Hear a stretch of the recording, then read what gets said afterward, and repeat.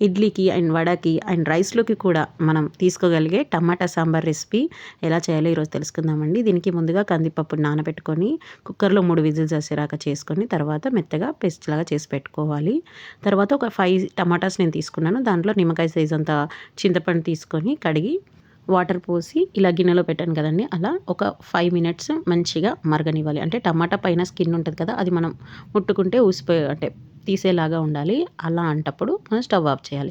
దీన్ని చల్లార్చిన తర్వాత కూడా మనం పేస్ట్‌లా చేసుకోవచ్చు. లేదంటే నాకు ఇక్కడ త్వరగా అవ్వడానికి ఏం చేస్తానంటే జాలీలో అవి వేసేసి చల్లటి నీళ్ళు పోస్తే ఏమవుతదంటే ఆ టమాటాలు త్వరగా చల్లగా అయిపోతాయి. ఈ వాటర్‌ని మనం ఫర్దర్‌గా చేసే రెసిపీలో యూజ్ చేసుకోవచ్చు. అంటే టమాటా సాంబార్‌లో యూజ్ చేసుకోవచ్చు.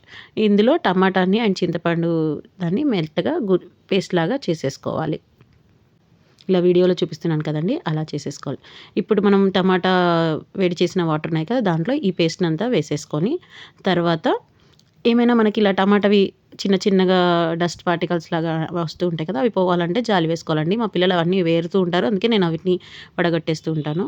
తర్వాత ఒక బాండీ తీసుకొని అది వేడైన తర్వాత దాంట్లో కొంచెం ఆయిల్, పోపుకి సరిపడా ఆయిల్ వేసి పచ్చిమిర్చి తర్వాత అవి కొంచెం వేగాక ఆవాలు, కరివేపాకు, ఆవాలు, జీలకర్ర అన్నీ వేసి మంచిగా వేగనియాలి. తర్వాత మనం ముందుగా చేసి పెట్టుకున్నాం కదా, టమాటాలు ఉడికించిన వాటర్ అండ్ టమాటా ప్యూరీ అన్నీ వేసాం కదా, ఆ మొత్తం మిశ్రమాన్ని ఇప్పుడు ఈ పోపులో వేసేయాలి. తర్వాత దానికి సరిపడా పసుపు, ఉప్పు వేసి మంచిగా కలవనియాలి. పచ్చిమిర్చి నేను ఒక 5-6 తీసుకున్నానండి. అక్కడ ఎక్కువ పచ్చిమిర్చి తీసుకుంటే ఇక్కడ కారపొడి తక్కువ తీసుకోవచ్చు.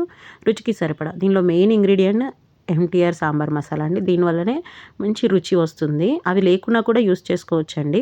తర్వాత కొన్ని మిరియాలు తీసి దంచి పొడిలాగా చేసుకోవాలి. మీరు ఆల్రెడీ పొడి చేసి పెట్టుకున్న ఆ మిరియాల పొడిని కూడా వేసుకోవచ్చు. అండ్ వెల్లుల్లి, ఎంత బాగా వెల్లుల్లి వేస్తే అంత మంచి ఫ్లేవర్ వస్తుంది.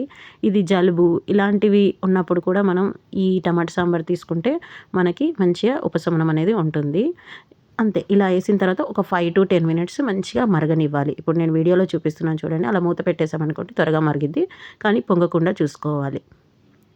ఇలా వచ్చిన తర్వాత మనం కందిపప్పు ముందే పేస్ట్ చేసి పెట్టుకున్నానన్నాను కదా, ఆ పేస్ట్‌ని ఒక 2 గరిటెలు అలా వేసేసి మంచిగా కలవనియాలి. అంటే అది గట్టిగా ఉంది. సో, దాన్ని అంతా కలిసేలాగా చూసి చూడండి ఎంత బాగా మసులుతుందో. అసలు చూస్తుంటేనే మనకు వెంటనే తినేయాలనిపిస్తుంది అంతే. మేమైతే ఇడ్లీ, వడకి చేసుకున్నాము ఈరోజు. సో, దానికి సర్వ్ చేసుకుందాం అని చెప్పేసి టమాటా సాంబార్ చేశానండి.